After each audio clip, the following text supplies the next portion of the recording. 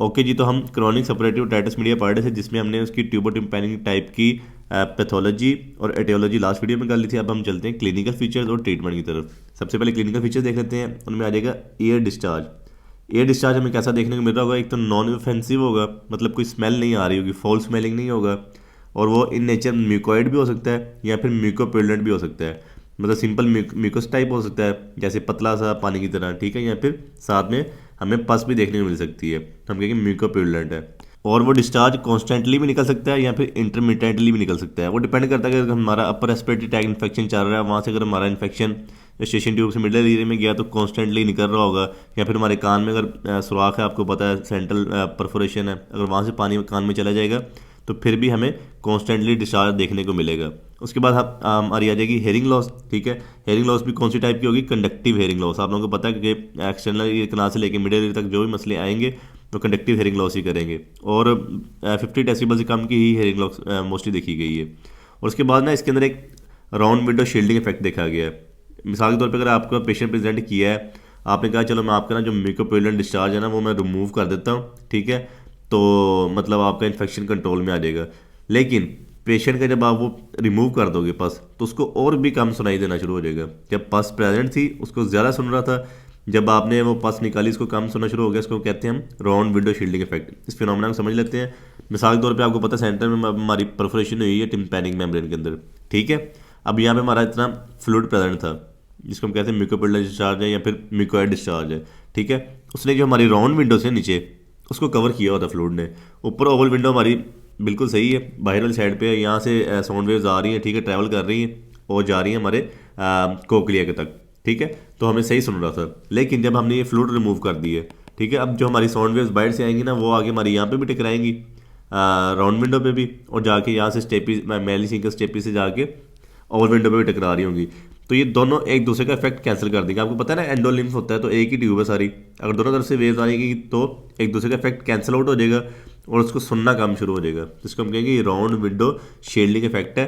और पेशेंट इस चीज़ कंप्लेन कर सकते हैं कि मैंने तो आपसे ट्रीटमेंट करवाना था, आपने और हाल बुरा कर दिया। लेकिन उसको पहले ये इन्फॉर्म करना है कि ऐसा मसला आएगा, लेकिन हमने इन्फेक्शन को कंट्रोल करना, वही हमारी प्रायोरिटी है। और फिर इसी तरह अगर केस लॉन्ग स्टैंडिंग रहता है, ठीक है, मतलब काफ़ी देर तक हम इसको ट्रीट नहीं करते, तो जो हमारे टॉक्सिन्स हैं, जो बैक्टीरिया वगैरह रिलीज़ कर रहे हैं, वो हमारे कोकलिया तक जा सकते हैं राउंड विंडो से या फिर ओवल विंडो से, ठीक है।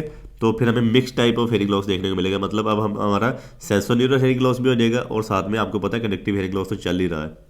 उसके बाद हमें परफोरेशन देखने को मिलेगी। परफोरेशन मैं आपको बता चुका हूँ, सेंट्रल परफोरेशन हो रही होगी, वो हमारे जो हैंडल है, मेलिस का हैंडल है, उसके एंटीरियर साइड पे भी हो सकती है, पोस्टीरियर साइड पे भी हो सकती है, और इंफीरियर साइड पे भी हो सकती है, या फिर सब टोटल भी हो सकती है। उसके बाद हमारा आ जाएगा मिडल ईयर मिकोजा, ठीक है। मिडल ईयर मिकोजा को जब हम माइक्रोस्कोप से देख रहे होंगे तो हमें नॉर्मल तो आपको पता है पेल पिंक नज़र आ रहा होता है, थोड़ा सा वाटरी सा होता है लेकिन पेल पिंक होता है। लेकिन जब वो डिजीज़ हो जाएगा, जब हमारा CSOM चल रहा होगा, तो हमें रेड कलर का दिखने को मिलेगा और वेलवेटी अपीयरेंस होगी, ठीक है।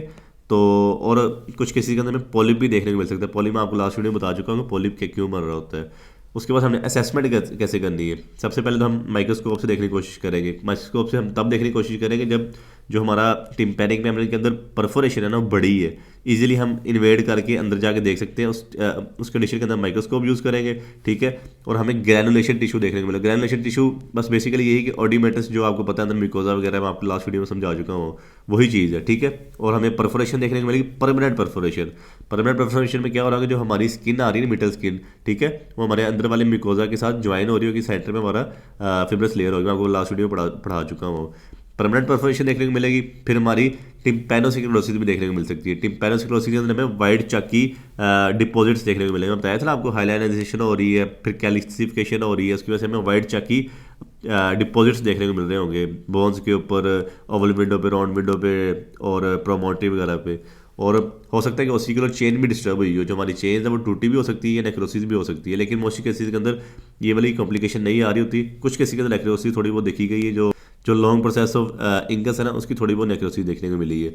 उसके बाद रेयरली बहुत ही कम चांसेस होते हैं कि कोलेस्ट्रोमा बने। आपको पता है सेंटर में हमारी परफोरेशन हो रही है ना, वहाँ से कोलेस्ट्रोमा बनने के बहुत ज़्यादा कम चांसेस हैं। जो मार्जिनल परफोरेशन होती है वहाँ से हमारा कोलेस्ट्रोमा बन रहा होता है, जो कि एटिक्वेंटल टाइम में होगा।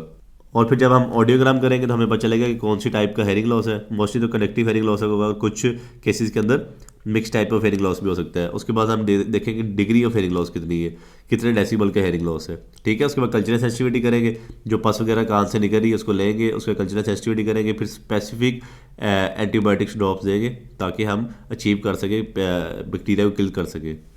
और फिर जब हम मस्टॉइड का एक्सरे करेंगे ना, तो बहुत ही लेस केसेस होते हैं जिसके अंदर हमें मस्टॉइड क्लोडी मिले। तो मोस्टली केसेस के अंदर नॉर्मली मिलता है, ये एटिको एंट्रल टाइप के अंदर इफेक्ट हो रहा होता है, इस केसेस के अंदर इफेक्ट नहीं हो रहा होता जो टिम्बोटिम्पैनिक टाइप के अंदर, ठीक है। उसके बाद जब हम सीटी स्कैन करेंगे टेम्पोरल बोन का, पता है टेम्पोरल बोन के अंदर ही हमारा ईयर प्रेजेंट है ना, तो वो भी नॉर्मल होगा। जब हम एटिको एंट्रल टाइप पढ़ेंगे ना, उसके अंदर हम देखेंगे कि जो बोन है ना वो भी डिस्ट्रॉय हो रही होगी क्योंकि कोलेस्ट्रीटोमा मर रहा था। उसके बाद हम चलते हैं treatment of tubotympanic type of CSOM, ठीक है। उसमें सबसे पहले आ जाएगा कि हमने ना 3 तरह की अप्रोच रखनी है। एक हमने करना है कि इन्फेक्शन को कंट्रोल करना है, ठीक है। दूसरा एयर डिस्चार्ज जो निकल रहा है उसको रिमूव करना है। तीसरा हमने हेयरिंग लॉस को करेक्ट करना है, ठीक है। इन सबके लिए अलग अलग प्रोसीजर है। सबसे पहले हम इन्फेक्शन को कंट्रोल करना चाह रहे हैं, तो उसके लिए हम एंटीबायोटिक्स ड्रॉप देंगे, ठीक है। एंटीबायोटिक्स में भी कौन सी एंटीबायोटिक्स आ जाएंगी, नियोमाइसिन, पॉलीमिक्सिन, जेटामाइसिन वगैरह, ठीक है। और साथ में हम स्टीरॉयड यूज़ करेंगे ताकि जो इन्फ्लेमेशन हुई है वो भी कम हो सके। और जब भी हमने ड्रॉप्स यूज़ करने हैं ना, पेशेंट को लटाता है ना, ठीक है, जो उसका कान डिजीज्ड है उसको कहना कान को बाहर की तरफ करके रखो, फिर उसमें 2-3 ड्रॉप्स डालने, ठीक है। फिर बाहर से ट्रिगर्स को बार बार दबाना छोड़ना, प्रेशर चेंजेस करने हैं ताकि जो आपने ड्रॉप्स डाले हैं ना वो उसके मिडिल ईयर तक जा सके, अंदर तक जा सके, सही है। और उसके बाद हमने 1.5% एसिटिक एसिड यूज़ करना है ताकि हमारी जो एसिडिटी है ना वो इंक्रीज़ हो ईयर की, ठीक है। pH एसिड होगी तो जो स्यूडोमोनास एलिमिनेट होता है, ठीक है। और उसके बाद ये जो ड्रॉप्स आप यूज़ कर रहे हो उन्हें केयरफुली यूज़ करने हैं। आप लोगों को पता है कि जब कुछ ड्रॉप से तो ऑटोटॉक्सिसिटी हो जाती है, ठीक है। और कुछ केसेस के अंदर हमारी जो स्किन है ना एक्सटर्नल ईयर की वो मैसीरेटेड हो जाती है, स्किन कमज़ोर हो जाती है, इन्फेक्शन हो सकते हैं, लोकल एलर्जी हो सकती है, ठीक है। ये सारी चीज़ें देखनी होती है साथ साथ कि फंगल इन्फेक्शन ना हो जाए, और ये चीज़ें ध्यान में रखनी होती हैं। जब पेशेंट दोबारा आपके पास आता है तो वो ईयर को अच्छी तरीके से चेक करना होता है। उसके बाद सिस्टेमिक एंटीबायोटिक्स हैं जो कि मोस्टली हम देते नहीं हैं, लेकिन जब एक्टिव डिजीज आ रही होगी, मतलब क्रॉनिक, ये तो हम पढ़ क्रॉनिक डिजीज रहे हैं, लेकिन जब उसको एक्टिवली बहुत ज़्यादा सीवियर सिम्टम्स आ रहे होंगे तो उस केसेस के अंदर हम सिस्टेमिक एंटीबायोटिक भी यूज़ कर लेंगे। और उसके बाद हमें कॉज को ट्रीट करना है जिस वजह से मसले मसाइल हमारे बन रहे हैं। मिसाल के तौर पर मैं आपको बताया था कि जो टॉन्सिल्स का इन्फेक्शन हो सकता है, एडिनोइड्स का इन्फेक्शन हो सकता है, कोई नेजल एलर्जी वगैरह हो सकती है, ठीक है। तो उस चीज़ को ट्रीट करेंगे तो हमारे मसले मसाइल खुद ब खुद ही हल होना शुरू हो जाएंगे। और उसके बाद हमने सर्जिकली रिमूव करना है पॉलिप को। आपको बताया ना पॉलिप, वो जो हमारी परफोरेशन हो रही है टिम्पैनिक मेम्ब्रेन के अंदर, वहाँ से पॉलिप निकल के हमारी एक्सटर्नल कैनाल के अंदर आ रहा होता है, ठीक है। इस पॉलिप को हमने रिमूव करना था ताकि हम ईयर को अच्छी तरीके से टॉयलेट कर सकें, मतलब ईयर को अच्छी तरीके से साफ़ कर सकें, हमारे एंटीबायोटिक ड्रॉप्स अंदर तक जा सकें। और हमेशा एक बात याद रखनी है कि जो पॉलिप होगा ना, जो हमारा यहाँ पे ऑरिकल में पॉलिप आ रहा है, उसको खींच के नहीं निकालना, अवल्ज नहीं करना, उसको हमेशा प्यार से काट के ही निकालना होता है। क्योंकि अगर हो सकता है जो हमारा पॉलिप निकला हुआ हमारी अगर अंदर स्टेपिस के साथ अटैच हुआ तो हमारी स्टेपिस बोन भी साथ टूट जाएगी। स्टेपिस बोन टूटेगी तो आपको पता है ओवल विंडो सीधी डायरेक्ट कॉन्टैक्ट कर रही है हमारी इनर ईयर के साथ, तो वहाँ से इन्फेक्शन हमारे इनर ईयर में चल जाएगा, लेब्रिंथाइटिस हो जाएगा। और हो सकता है ये जो पॉलिप है कुछ केसेस के अंदर हमारी फेशियल नर्व के, जो आपको पता है हमारी हॉरिजॉन्टल कैनाल मर रही थी posterior wall of middle ear पे, तो उसके साथ पॉलिप अटैच होगा। अगर पॉलिप को हम खींच के रिमूव करेंगे तो वो कैनाल को तोड़ देगा, हमारी फेशियल नर्व टूट जाएगी, तो हमें फेशियल पैरालिसिस भी देखने को मिल सकता है। इसको इस वजह से बिल्कुल प्यार से कट करना होता है, खींच के नहीं निकालना होता है। उसके बाद हमने एयर डिस्चार्ज को कैसे रिमूव करना है। एयर डिस्चार्ज को रिमूव करेंगे, एयर टॉयलेट करेंगे। एयर टॉयलेट भी हम 3 प्रोसेस में कर सकते हैं, ठीक है। ड्राई मोपिंग वगैरह कर सकते हैं, जैसे कोई सूखी कॉटन लेके अच्छे तरीके से साफ़ कर दो, या फिर सक्शन वगैरह कर दो अंडर माइक्रोस्कोप, ठीक है। या फिर इरिगेशन वगैरह कर दो जो हम सिरिंज के ज़रिए कर रहे होते हैं, सलाइन वगैरह लेके, नॉर्मल सलाइन, ठीक है। तो अच्छे तरीके से कान को साफ़ रखना है और बाद में इरिगेशन के बाद ना आप लोगों ने कान को अच्छे तरीके से साफ़ करना है कॉटन के साथ। इसमें एक चीज़ हमेशा याद रखनी CSOM में कि ना आप लोगों ने कान को हमेशा खुश्क रखना है, गीला नहीं होने देना। गीला होगा तो इन्फेक्शन के खतरात बढ़ते ही बढ़ते जाएंगे। और प्रिकॉशंस में हमने फिर वही बात है, पेशेंट को यही समझाना है कि आपने कान को हमेशा खुश्क रखना है, नहाने से पहले, स्विमिंग करने से पहले, या बाल वगैरह धोने से पहले, ठीक है।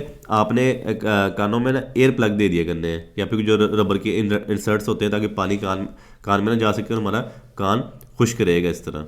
और अगर पेशेंट को कोई नज़ला ज़ुकाम वगैरह है तो उसको बोलना कि यार आपने अपना जो रेशा वगैरह ना वो ज़ोर से नहीं निकालने की कोशिश करनी नाक से। आपको पता है जब आप प्रेशर जनरेट करते हो तो आपका स्टेशियन ट्यूब से इन्फेक्शन जा सकता है आपकी मिडिल ईयर के अंदर, ठीक है। ये प्रिकॉशन उसको बता देनी है। और उसके बाद हमने हेयरिंग लॉस को कैसे करेक्ट करना है। हेयरिंग लॉस में हम करेक्ट करने के लिए मनिंगोप्लास्टी करेंगे। मनिंगोप्लास्टी बेसिकली ये होता है कि जो हमारा परफोरेशन हुई है ना उसके अंदर टिम्पैनिक मेम्ब्रेन के अंदर, उसको हम बंद करने की कोशिश करते हैं। वो किससे बंद कर देते हैं, वो फेशियल आटा वगैरह से बंद कर देते हैं, या कोई कार्टिलेज ले लेते हैं, या कोई पेरिकोन्डियम वगैरह ले लेते हैं, या कोई फैट ग्राफ्ट वगैरह लेके ना उसको पोर को बंद करना है एक तो, ठीक है। साथ में अगर हमारी अंदर बोन्स टूटी हुई है, बोन्स टूट के नीचे गिरी हुई है तो मेलिस वगैरह, ठीक है, उसको अच्छे तरीके से फ्लैप के साथ पहले अटैच करना है, फिर फ्लैप को इंसर्ट करना है अपना टिम्पैनिक मेम्ब्रेन के अंदर। तो एक पूरा मतलब अपना ओसिकल सिस्टम पूरा सही करना होता है, साथ में टिम्पैनिक मेम्ब्रेन को बंद करना होता है, ताकि जो बाहर से इन्फेक्शन आ रहे हैं, एक्सटर्नल इन्वायरमेंट से इन्फेक्शन आ रहे हैं, वो हमारे कान में ना जा सके, ठीक है। मेनिंगोप्लास्टी करनी विद और विदाउट ओसिकुलर रिस्ट्रिक्शन।